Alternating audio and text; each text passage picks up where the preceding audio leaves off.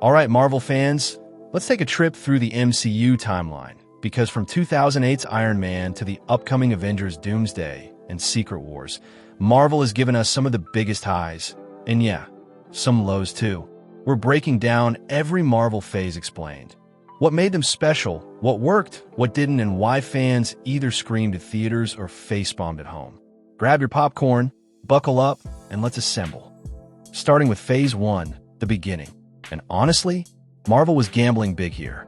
Iron Man from 2008, starring Robert Downey Jr., wasn't exactly Hollywood's golden boy at the time, but man, did he own this role.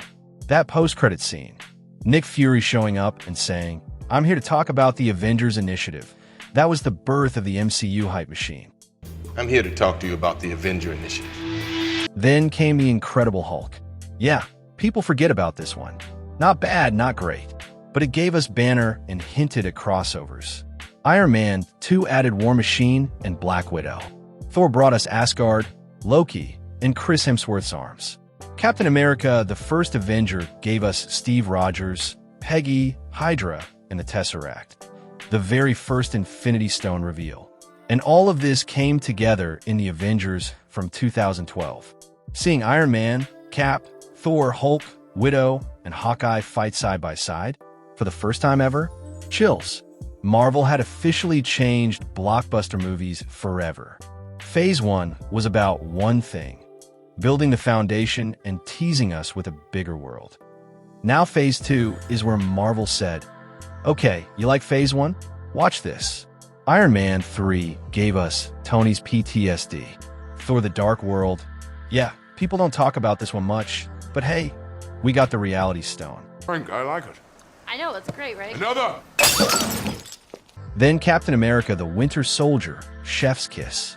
A spy thriller in the MCU that flipped everything with Hydra secretly running S.H.I.E.L.D. That twist? Legendary. Then Marvel went wild with Guardians of the Galaxy. A talking raccoon and a tree? People thought it would flop. Instead, it was pure magic and introduced the Power Stone. Avengers Age of Ultron wasn't perfect, but we got Wanda, Vision, and Ultron's creepy "I had strings" line. It also teased Thanos again. And then Ant-Man. Yeah, smaller stakes, literally. But this was where the quantum realm snuck into the MCU, and that would become huge later. Phase 2's vibe was expansion. Bigger worlds, new heroes, bigger risks. Now we got a Phase 3. This is where Marvel hit God-tier status. It kicked off with Civil War. Heroes fighting heroes, Cap versus Iron Man, and the introduction of Spider-Man and Black Panther. That airport battle scene? Instant classic. You have a metal arm?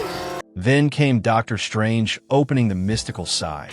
Guardians Volume 2 leaning into family drama. Spider-Man Homecoming bringing Peter Parker into the MCU. And Thor Ragnarok completely reinventing Thor with comedy, neon colors, and Jeff Goldblum being Jeff Goldblum. Black Panther broke records, became a cultural milestone, and gave us Killmonger, one of Marvel's best villains. Then the Infinity War. The snap. Watching heroes disappear in silence. Iconic. And the best part? The villain won. Ant-Man and the Wasp teased the quantum realm as the escape hatch. Captain Marvel gave us Carol Danvers. And then, Endgame. The time heist, Cap lifting Mjolnir, Avengers assemble, and Tony's final sacrifice. It was more than a movie. It was an event we'll be talking about forever. Far From Home wrapped things up, showing Peter stepping into a world without Tony. Phase 3's theme is legacy. It's Marvel at its absolute peak. Now, let's be honest. Phase 4 was experimental. Marvel threw a lot at us, and not all of it stuck. On Disney+, WandaVision was brilliant. Sitcoms, grief, and Wanda turning into the Scarlet Witch. Falcon and the Winter Soldier gave us Sam as the new Cap, and of course Loki cracked open the multiverse with Kang's variants. On the big screen, Shang-Chi was a highlight with amazing fight choreography. Eternals, questionable and divisive, but it did expand cosmic lore. And then Spider-Man No Way Home. Toby, Andrew, Tom. 3 generations of Spider-Man in one movie. Pure fan service in the best way. Doctor Strange 2 leaned into horror with Wanda going full beast mode. Thor Love and Thunder. Let's just say opinions are split. And finally, Wakanda Forever. It was emotional, it was beautiful, and it gave us a new Black Panther while honoring Chadwick. But here's the truth. Phase 4 felt scattered. Too many shows, too many projects, not enough focus. Theme of Phase 4 was a transition.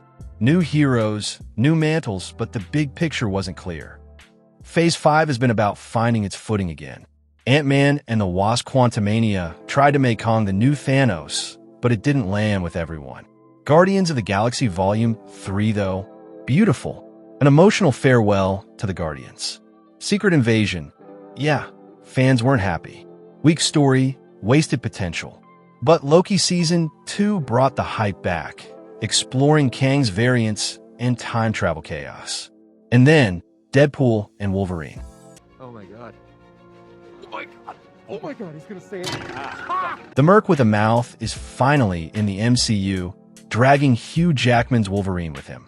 Fourth wall breaking madness, insane cameos. I'm Marvel Jesus, you dull creature, and I will not. And a reminder that Marvel can still bring the heat when it wants to. Theme of Phase 5 was rebuilding trust. Some misses, but also major wins. Now Phase 6 is where it all pays off. We're kicking it off with FantasticFour in 2025. Marvel's first family finally entering the MCU. Then, Avengers Doomsday in 2026. And here's the bombshell. Robert Downey Jr. is back. Not as Iron Man, but as Dr. Doom. Yeah, Doom is about to be the MCU's new big bad. And of course, it all builds to Avengers Secret Wars. If the comics are anything to go by, expect universes collapsing, heroes and villains from across Marvel history, and probably a soft reboot of the MCU. Theme of Phase 6 is payoff. This is the climax of the multiverse saga. So there you have it, every Marvel phase explained. From Tony Stark hammering away in a cave, to portals opening in Endgame, to Deadpool and Wolverine literally tearing into the MCU, and now, Doomsday and Secret Wars on the horizon. The MCU has had highs, lows, and some wild experiments, but no one can deny it's changed movies forever.